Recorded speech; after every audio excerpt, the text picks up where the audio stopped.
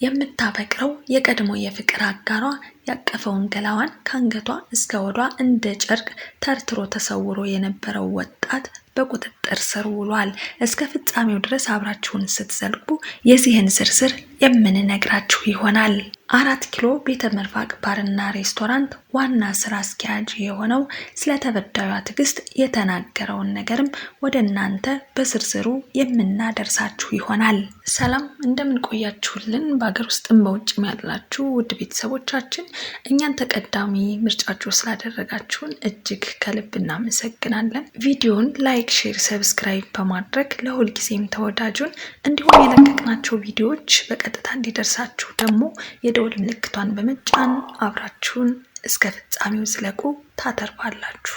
ዛሬ የካቲት 21 ቀን 2018 ዓ.ም በአማራ ብሔራዊ ክልላዊ መንግስት ባህር ዳር ከተማ ነዋሪ የሆነችና የግል ተበዳይ ወይዘሪት ትዕግስት አየነው የተባለችው ወጣት ላይ የመግደል ሙከራ በመፈጸም በፖሊስ ክትትል ሲደረግበት የነበረው የቀድሞ ፍቅረኛው አዮ ወይም ናትናኤል ጫኔ በቦሌ ክፍለ ከተማ ፖሊስ መምሪያ አባላት በቁጥጥር ስር ሊውል ችሏል።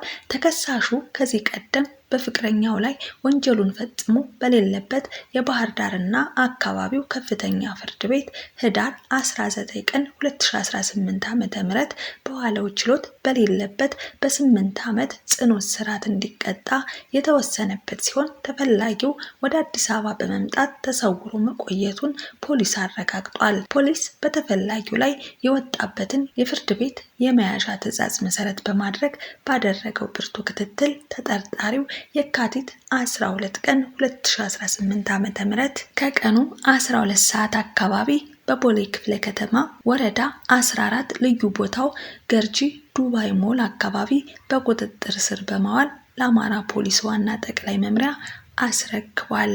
ወንጀል ፈጻሚዎች የተለያዩ ወንጀሎችን በመፈጸም ለጊዜውም ለመሰወር ሙከራ ቢያደርጉም ከፖሊስና ከህግ ማምለጥ እንደማይችሉ አውቀው ለህግ ተገዥ መሆን ይኖርባቸዋል ሲል የአዲስ አበባ ፖሊስ ጠቅላይ መምሪያ አሳስቧል። ምንጭ አዲስ አበባ ፖሊስ። ይህ ወጣት እንግዲህ በልጅቷ ላይ ያደረሰው ግፍ እጅግ በጣም ከባድ የሚባል ግፍ ነው።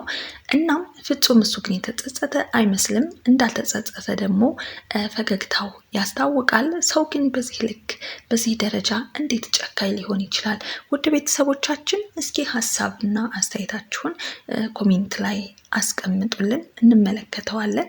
የሴቶች ጥቃት ይቆም ዘንድ ሁላችንም ለእናቶቻችንና ለእህቶቻችን ልንቆም ይገባል ስል ላሳሰባችሁም ጭምር ወዳለው። ከሁሉም ደግሞ ይቺ ከፍተኛ በደል የደረሰባት ሴት ከሞት አፋፍ ላይ ተነስታ ለፍትህ የቆመችው የዘመናችን ብረት ሴት ትዕግስት አየነው ለፍትህ የሄደችበት ርቀት ደግሞ እጅግ በጣም የሚገርም ነው።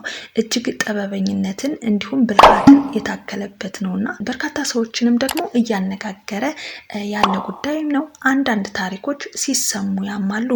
ይቺ ሴት ግን የደረሰባትንም ህመም አልፋ ለፍትህ ስትል የከፈለችው መስዋዕትነት የሁላችንንም አድናቆትና ድጋፍ ትሻለች።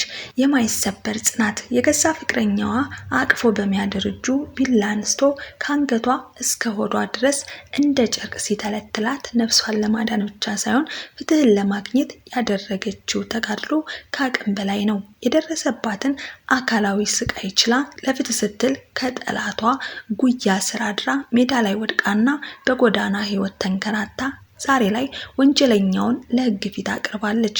ይህ ከሴትነትም በላይ ጀግንነት ነው። አንዲት ሴት በዚህ ልክ በደል ሲደርስባት ለሰውም በምትወደው ሰዎች ህይወቷ ሲመሰቃቀል የሚሰማውን ስብራት መገመት አይከብድም።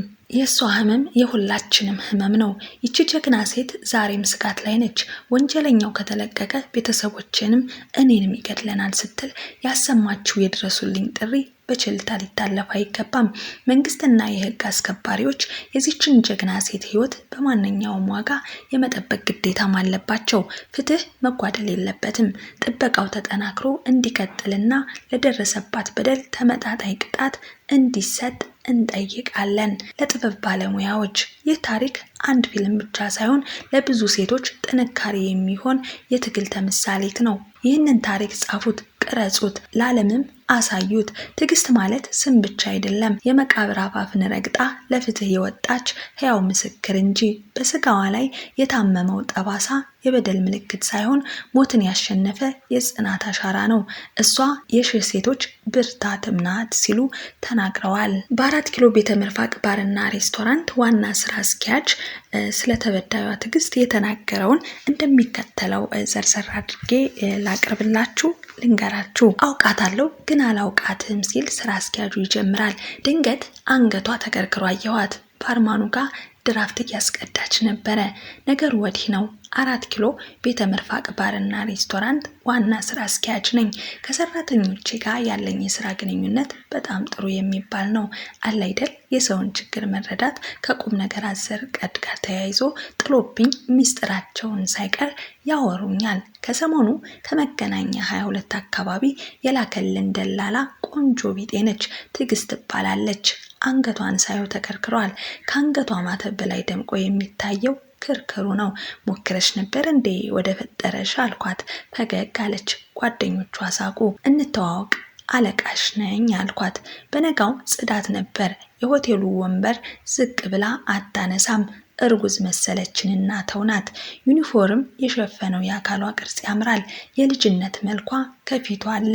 መከራ፣ ስቃይ፣ ጉስቁልና፣ መራራነትን ያየች አትመስልም። እርቃኗ በልብስ ተከድኖ የደላት እንጂ ፍትህን የምትማጸን አትመስልም። ከቀኑ 8 ሰዓት የገባች እስከ ምሽቱ 7 ሰዓት ታስተናግዳለች።